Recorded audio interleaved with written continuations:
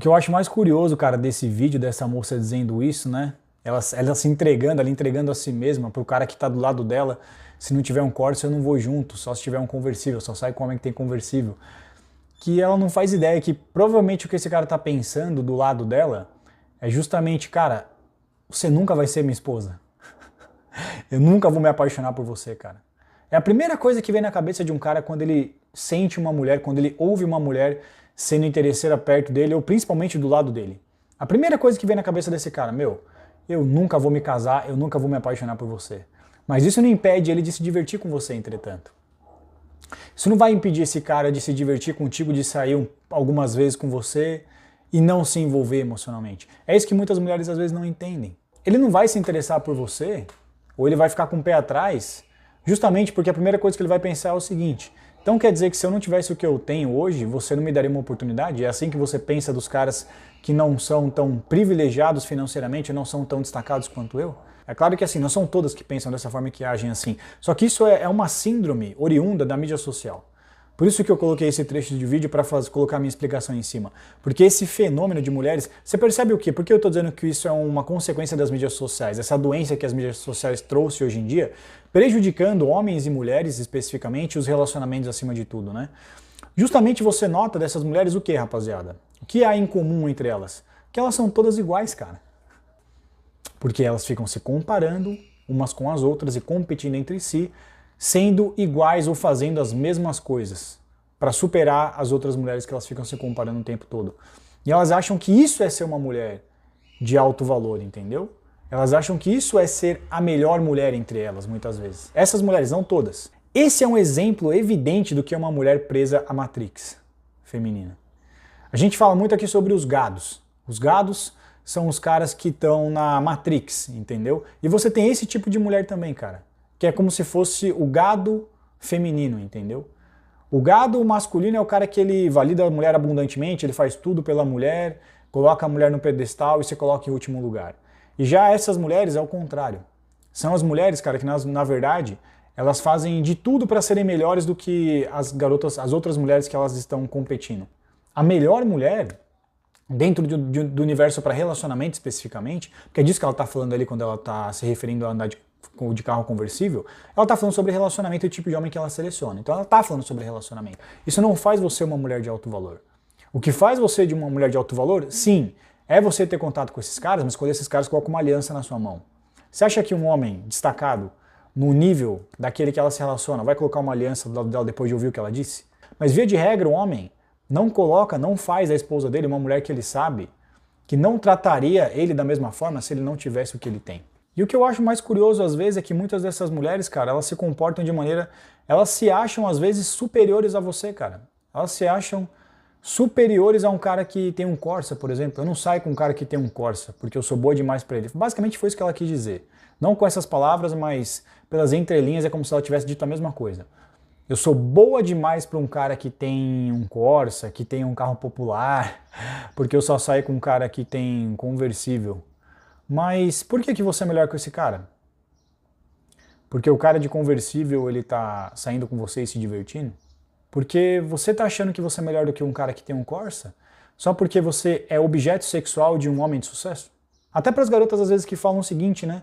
Elas dizem assim: ah, os caras que não querem dividir a conta, os caras que querem pagar a conta sozinho, é porque eles são lisos, é porque eles são duros. Cara, na verdade, os caras que mais têm grana são os caras que mais respeitam o dinheiro, na verdade. São os caras que mais têm respeito por si mesmo. Você quer saber que os caras que gastam dinheiro com porcaria, com coisa que não presta muitas vezes? Quem não tem grana, cara. E às vezes as mulheres acham que o cara que fala em dividir a conta é porque ele é liso, é porque na verdade é o oposto. Os caras que têm grana é justamente os caras que são assim, na verdade. Porque assim, no passado, o que acontece? O que eu tô querendo dizer?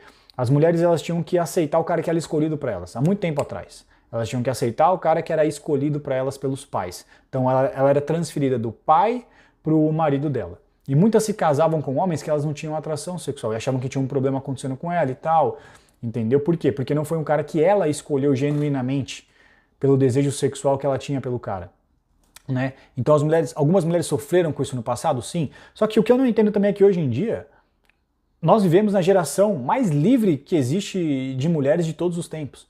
As mulheres têm liberdade para se escolherem o que elas quiserem, se elas querem ser esposa, se elas querem ser garota de programa, elas são apoiadas para fazer as mulheres têm apoio e incentivo hoje para serem e fazerem o que elas quiserem, menos ser tradicional, menos dona de casa, cuidar de um homem, cuidar do marido dela, fazer coisas pelo marido, isso é inaceitável. Isso ela não pode fazer, o resto ela pode fazer o que ela quiser. Cuidar do marido, cuidar da casa, cuidar do lar, dentro de um contexto que é justo, tradicional mesmo. Aí é proibido, você não pode. Ser Amélia, não, você pode ser qualquer garota. Cara, defendem mais para vocês serem, para as mulheres serem garota de programa, amantes, do que serem esposas do lares e tradicionais. Isso não pode, isso não é permitido, o resto tá liberado. O resto pode fazer o que ela quiser. Então nunca antes na história as mulheres foram tão livres, cara, para escolherem o que elas querem fazer, ser quem elas quiserem também.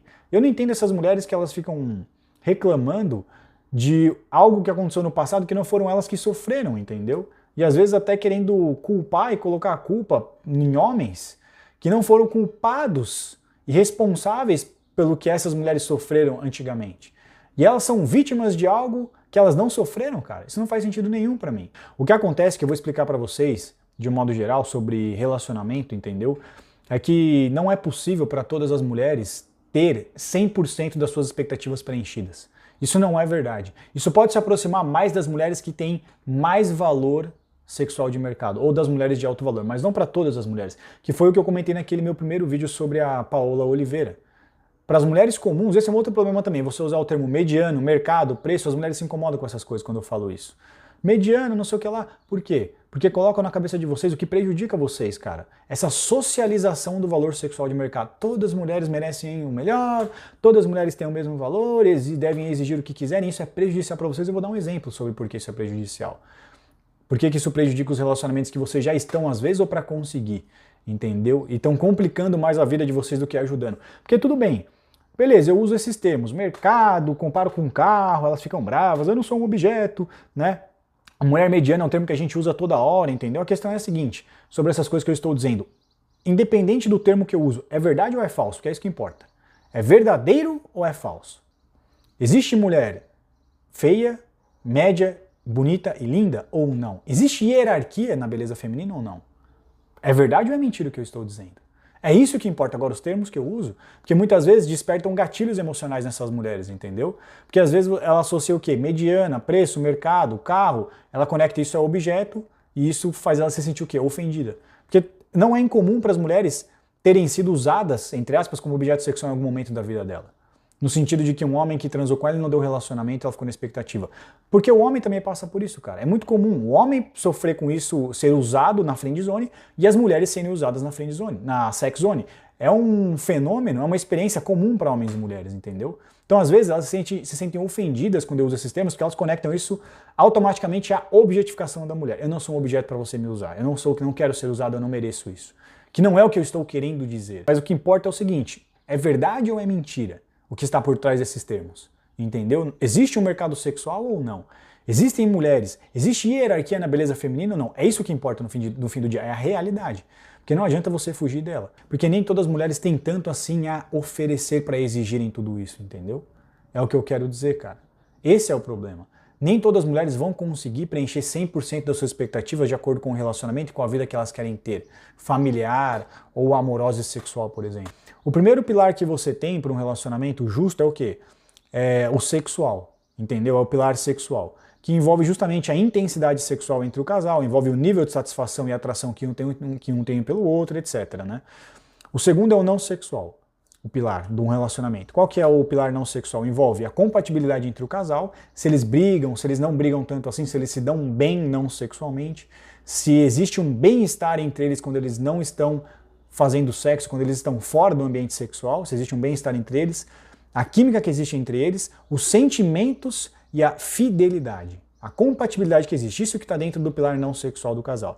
O próximo pilar que é importante no relacionamento é o financeiro, né? Se as contas estão em dia e se o casal consegue viver de maneira confortável, distribuindo os recursos nas principais áreas na vida das pessoas. Então o que está dentro do pilar do financeiro? Saúde, alimentação, entretenimento, vestuário e moradia. São os principais. Você pode desmembrar em mais subtópicos, eu trouxe para nós os mais importantes. Então, dentro do financeiro, é isso que você tem que levar em consideração.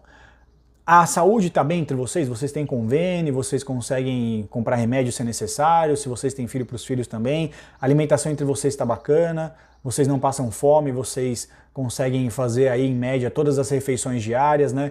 Entretenimento também, quando vocês querem sair de vez em quando é possível, fazer uma viagem de final de ano, fazer um passeio ali, sabe? Fazer uma extravagância de vez em quando, ir num restaurante diferente, um almoço, um jantar é possível, vestuário também, vocês estão conseguindo comprar roupas e renovar o armário às vezes, comprar um tênis, essas coisas. E moradia, vocês têm um lugar para morar, seja casa própria ou pagar o aluguel, isso é importante.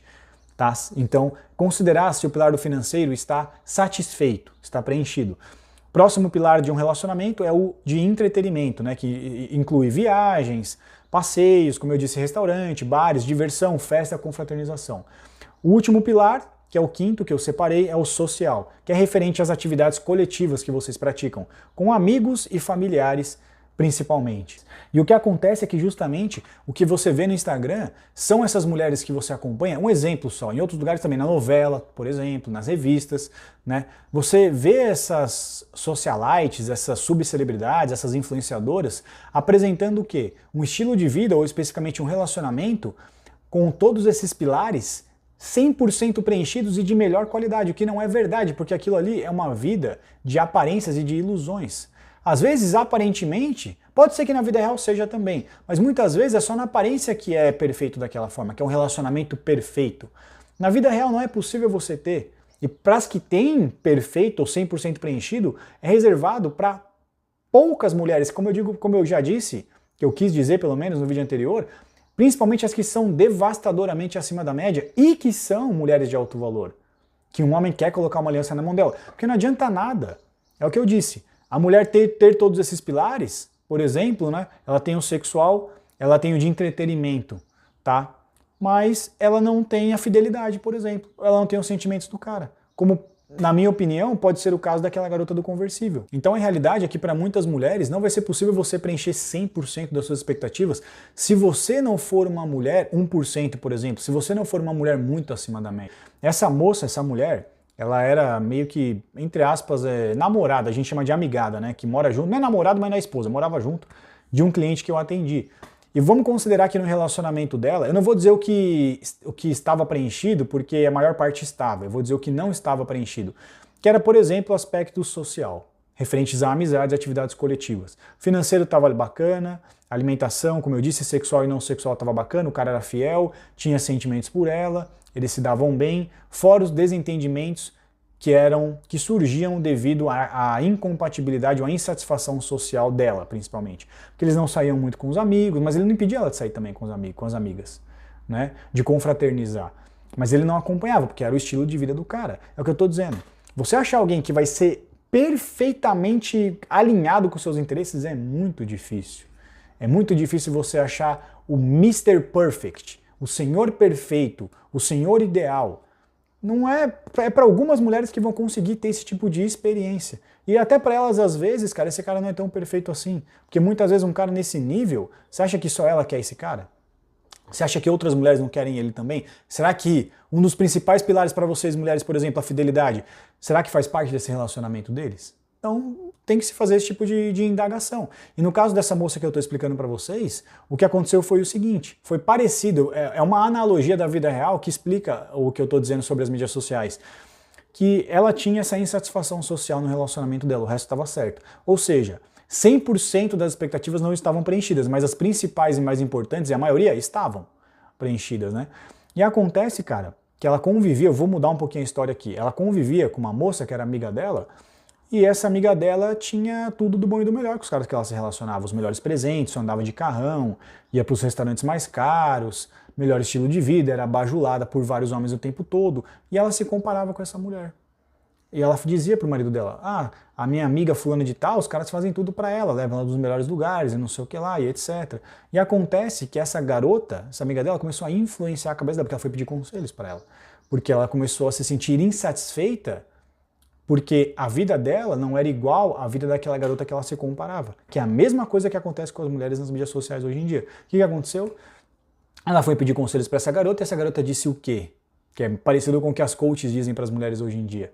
Entendeu? Não aceite menos do que o que você merece melhor, você merece o mesmo tratamento. Só que elas não tinham a mesma beleza e 2, elas não tinham a mesma idade. E ela não levou isso em consideração. na hora de querer exigir a mesma coisa que a amiga dela tinha dos homens que ela se relacionava. Entendeu? O que ela fez? Ela começou a exigir o mesmo tratamento, ela começou a se tornar soberba, menos humilde no relacionamento, porque ela se comparava e estava competindo com a amiga dela, que ela queria o mesmo tratamento, né? Não aceite menos do que o que você merece o melhor tratamento possível, um homem deve fazer de tudo por você, se ele não fizer, não esteja com ele. E ela acabou sendo ingrata e não percebeu que o relacionamento dela estava muito bom. E ela perdeu um relacionamento bom porque ela queria um relacionamento perfeito. E agora ela está solteira com 37 anos. Por quê? Ela não levou em consideração que ela não era tão bonita quanto a amiga dela, ela não era tão nova, porque a amiga dela era quase que 15 anos mais jovem do que ela, e ela não levou em consideração o quê? Que a amiga dela era solteira, que a amiga dela não era esposa. Conselhos de mulheres solteiras só vão criar mais mulheres solteiras, essa é a realidade. Então esse é o vídeo de hoje, deixa aí a sua opinião, deixa o like por gentileza, comenta aí o que você achou, beleza rapaziada? Um feliz ano novo, eu esqueci de desejar feliz ano novo para vocês, a gente se vê amanhã, mais uma vez um abraço e até a próxima.